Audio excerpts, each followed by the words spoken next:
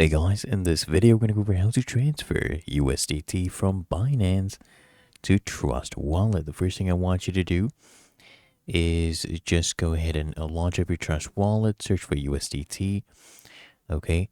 And then you go ahead and hit receive, okay? So here I want you to copy your address and of course take note of your network. So here's Polygon, right? So copy the address. And then you go to Binance. So come here over to assets and let's go ahead and trade our USDT. We'll go ahead and withdraw this.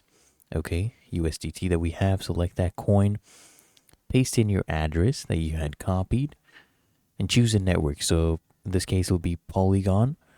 So choose that, enter the amount, okay, and then hit withdraw. Right, you confirm your order. Click on confirm, verify with your passkey.